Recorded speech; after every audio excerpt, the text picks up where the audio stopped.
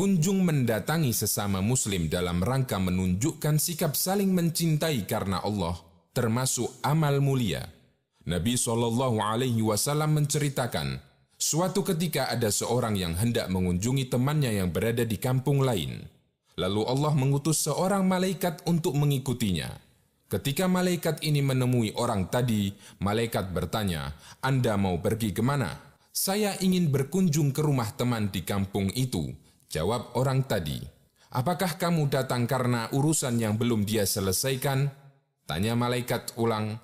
"Tidak, hanya saja saya mencintainya karena Allah," jawab orang itu. Kemudian malaikat ini mengatakan, "Fa inni rasulullahi ilaika bi anna Allah qad ahabbaka kama ahbabtahu fi." Saya ini utusan Allah untuk menyampaikan pesan kepadamu bahwa Allah mencintaimu karena kamu mencintai temanmu karena Allah. Hadis riwayat Ahmad, Muslim, dan yang lainnya.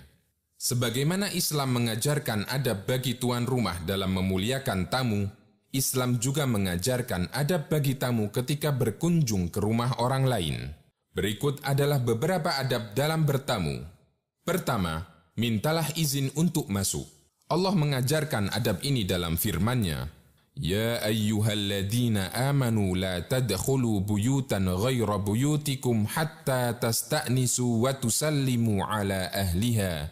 Dzalikum khairul lakum la'allakum tadhakkarun." Hai orang-orang yang beriman, janganlah kamu memasuki rumah yang bukan rumahmu sebelum meminta izin dan memberi salam kepada penghuninya. Yang demikian itu lebih baik bagimu agar kamu selalu ingat. Quran Surat An-Nur ayat 27. Apa yang bisa dilakukan ketika minta izin? Ada beberapa adab yang bisa kita lakukan ketika meminta izin. Pertama, berdirilah di samping pintu atau menghadap ke arah luar. Tujuan adanya syariat minta izin agar kita tidak melihat isi rumah orang lain yang itu tidak selayaknya dilihat orang lain. Nabi SAW bersabda, "Innama ju'ilal isti'dzanu min ajlil basar." Disyariatkan meminta izin ketika bertamu untuk menjaga pandangan. Hadis riwayat Ahmad dan Bukhari. Kedua, hindari mengetuk pintu dengan keras, atau jika disediakan bel, cukup pencet bel. Anas bin Malik menceritakan, "Inna abwaban Nabi sallallahu alaihi wasallam kanat tuqra'u bil adhafir." Pintu rumah Nabi sallallahu alaihi wasallam hanya diketuk dengan kuku. Hadis riwayat Bukhari dalam Adabul Mufrad dan disahihkan oleh Al-Albani. Ketiga, jika ditanya identitas, sebutkan nama dengan jelas. Jika tuan rumah bertanya dari dalam, "Siapa di luar?" jawablah dengan menyebut nama Anda, bukan dengan kata "saya." Jabir menceritakan, "Saya pernah mendatangi rumah Nabi SAW. Setelah aku mengetuk pintu, beliau bertanya, 'Siapa itu?' Saya jawab, 'Aku.' Beliau lantas mengatakan, 'Aku,' seolah-olah beliau tidak menyukai hal itu." Hadis riwayat Bukhari dan Muslim. Keempat, jika Anda disuruh pulang, maka pulanglah. Allah berfirman, "Fa'in lam tajidu fiha ahadan fala tadkhuluha hatta yu'dzana lakum wa in qila lakum urji'u farji'u huwa azka lakum." Jika kamu tidak menemui seorang pun di dalamnya, janganlah kamu masuk sebelum mendapat izin. Dan jika dikatakan kepadamu, "Pulanglah," maka hendaklah kamu kembali, itu bersih bagimu. Quran Surat An-Nur ayat 28. Dan jika Anda sudah meminta izin 3 kali namun tidak ada jawaban, maka pulanglah, karena batas minta izin hanya 3 kali. Dari Abu Sa'id Al-Khudri radhiyallahu anhu, Nabi SAW bersabda, "Idza sta'dana ahadukum thalathan falam yu'dhan lahu falyarji'." Apabila kalian sudah minta izin 3 kali dan tidak diizinkan, maka pulanglah. Muttafaqun alaih. Kelima, jika tuan rumah telah keluar, sampaikan salam kepadanya dan jabat tangannya. Allah berfirman, "Ya ayyuhalladzina amanu la tadkhulu buyutan ghaira buyutikum hatta tasta'nisu wa tusallimu ala ahliha." Hai orang-orang yang beriman, janganlah kamu memasuki rumah yang bukan rumahmu sebelum meminta izin dan memberi salam kepada penghuninya. Quran Surat An-Nur ayat 27. Menyampaikan salam dan berjabat tangan ketika bertemu termasuk tradisi para sahabat Nabi SAW. Adab bertamu yang kedua, hindari bertamu di waktu yang tidak tepat, seperti bertamu di waktu istirahat atau di waktu orang bekerja, kecuali jika sangat mendesak. Allah mengajarkan tentang 3 waktu privasi, di mana anak-anak tidak boleh masuk kamar orang tuanya, kecuali setelah meminta izin. Allah berfirman, Ya ayyuhalladzina amanu liyasta'dzinkumul ladzina malakat aymanukum walladzina lam yablughul huluma minkum 3 marrat min qabli salatil fajri wa hina tad'una thiyabakum minadh dhahirati wa min ba'di salatil isya' 3 awratil lakum.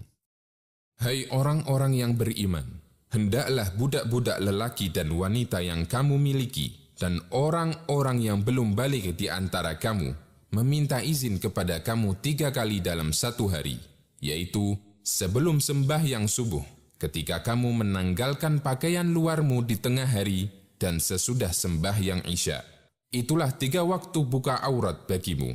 Quran Surat An-Nur ayat 58. Allah istimewakan 3 waktu ini karena itulah umumnya waktu untuk beristirahat. Di kesempatan itu, biasanya mereka membuka bajunya, sehingga anak-anak yang hendak masuk kamar orang tuanya harus izin terlebih dahulu. Itu artinya 3 waktu ini bukan waktu yang tepat untuk bertamu. Ketiga, dianjurkan untuk membawa hadiah ketika bertamu, karena ini akan mempererat persaudaraan. Nabi SAW bersabda, Tahadu, tahabu. Biasakan saling memberi hadiah, niscaya kalian akan saling mencintai. Hadis riwayat Bukhari dalam Adabul Mufrad dan disahihkan oleh Al-Albani. Keempat, duduklah di tempat yang disediakan tuan rumah dan hindari mengambil posisi yang bisa melihat isi rumah. Nabi SAW melarang tamu memilih tempat duduk khusus tuan rumah. Wala yaq'ud fi baitihi ala takrimatihi illa biiznih. Janganlah orang itu duduk di tempat duduk khusus milik tuan rumah, kecuali jika diizinkan. Hadis riwayat Muslim dan Ibnu Hibban.